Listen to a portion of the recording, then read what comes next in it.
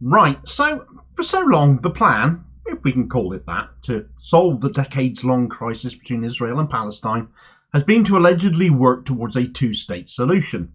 I say allegedly because if progress on this were any slower, so many of the most powerful countries being decidedly one-sided in this matter, they would actually be going backwards on it. Actually, looking at the events of October 7th, that is exactly what has actually happened, isn't it? Reinforcing that point, though, Sky News once more wheeled out the utterly shameless and conscience-deficient Israeli ambassador to the UK, the hard-right ultra-Zionist Tzipi Hotovely, perpetually platformed by news channels by virtue of her position, yet with her known bias on this matter well documented and her offensive views, but so emboldened by UK acquiescence to Israel that she had no problems at all dismissing the notion of a two-state solution entirely in just the worst way anybody possibly could. Now that stands in flagrant opposition to the UK's official position, which still backs that two-state solution, at least on paper. So should she not be being put back on a plane to Tel Aviv by now and told to never come back? Right, so Tzipi Hotovely, the Israeli ambassador to the UK, featured in another of my videos just the other day, where she shamelessly pointed out to a tiny strip of land in Gaza, Al-Mawasi, basically a dirt beach treated as a junkyard, as a place where they could put 2.2 million displaced Gazans, where they could now live. Roughly a 20th of the size of the whole of the Gaza Strip, which in and of itself is already too small and one of the most densely populated areas on the planet. A brand new, far smaller open-air prison or concentration camp for them to live in, while Israel takes over the rest of Gaza, presumably, all the more easy for access to those gas fields that Israel have also just handed out drilling licenses for. Illegally, of course, because it isn't theirs. She's less an ambassador, less a liaison to build greater connections to the UK, as if our politicians aren't already kissing their backsides hard enough. She's more of an excuser for war crimes at this point. Nothing off the table, in my opinion.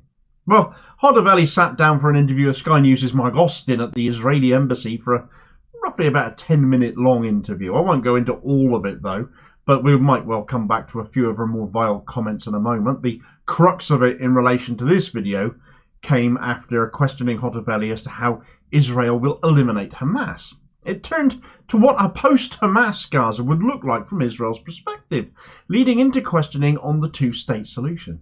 So Mark Austin said to Hotovely, "So you eradicate Hamas. There's a question over whether you can do that. What happens post-Hamas in Gaza? What happens to 2 million people in Gaza? What do you think should happen?" Hotovely responded, "So I think the Israeli government's vision at the moment is in order to have a better future both to the Palestinians and to the Israelis. Gaza must be demilitarized and Gaza must be de-radicalized." Well, Austin came back in asking Hotovely whether this would still be under occupation, which winds me up actually. It's a normalization of the fact that Israel are in breach of international law and have been for decades. But then Hotovely's later responses spell this out as well. At any rate, at this point in the interview, she came back to that question with, "Obviously we're not interested in governing the Palestinians, but we are interested in ensuring Gaza doesn't become another terror hub." It's an interesting statement. So she's saying there will be no governance from Israel once Hamas are gone, but neither will they help establish a new governance because they don't want to rule them. Bearing in mind Hamas are the elected government in Gaza right now. We've seen in so many other places where war has ended and those who made the mess pack their bags and walk away, leaving the mess behind to sort itself out. Look at Afghanistan and look at Libya to see how well that goes. All that happens, especially if Gaza remains under occupation, is a new Hamas would surely just arise out of whoever is left. The occupied people would still want to resist that occupation. Austin drew Hotovely on that point, asking her who is left in Gaza, to which she answered, "We believe, together with our allies and moderate Arab countries, we can build a better future. But let me tell you my own insight. If education won't be addressed in Gaza, we will end up having another terrorist organisation with a different name." Well, at least you admit to what will happen if you don't do anything once you've gotten rid of Hamas. You still haven't actually said what you're going to do. And anyway, Austin pushed her on what she meant by that, to which she came back with, "At the moment, under the UN name, the schools are becoming terror schools." Well, this is taking a dark turn.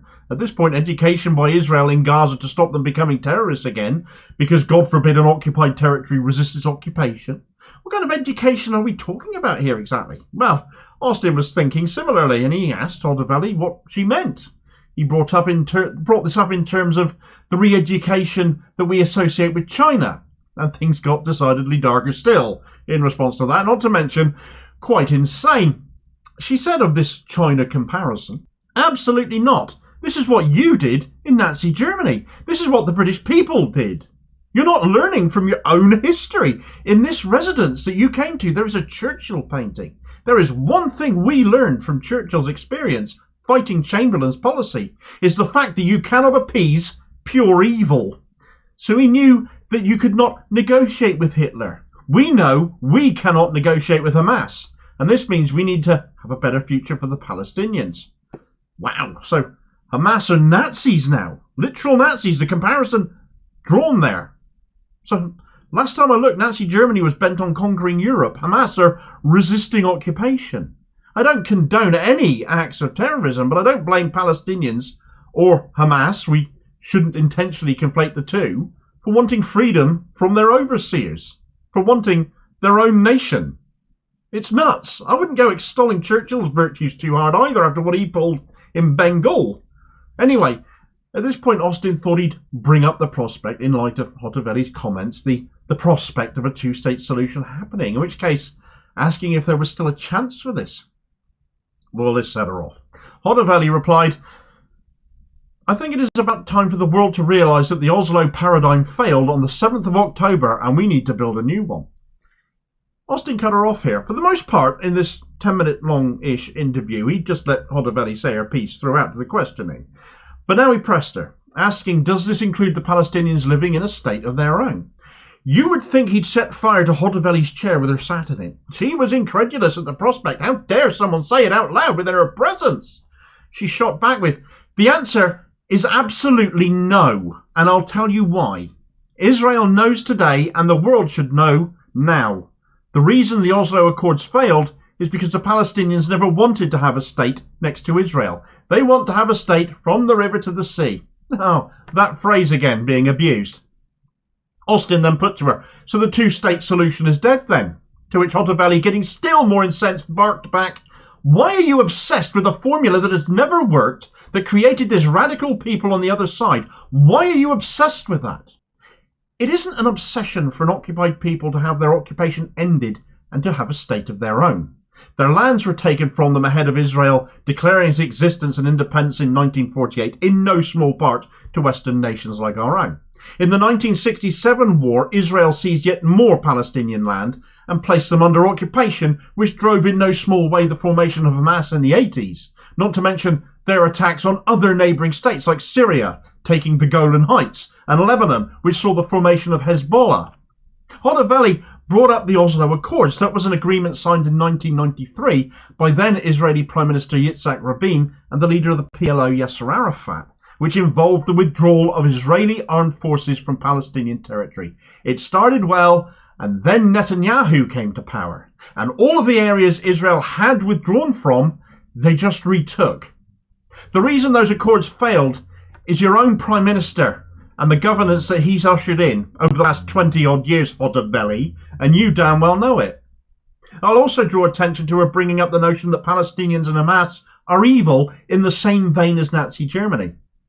How much footage do we need to see that we'll never be able to unsee coming out of Gaza that reminds us of those times, but not being committed by Hamas, but by the IDF, acts of evil, setting fire to toys and food and other humanitarian aid. It's caught on camera. We've seen it. Camera doesn't lie. Bombing hospitals, bombing schools, which even the US are now calling indiscriminate.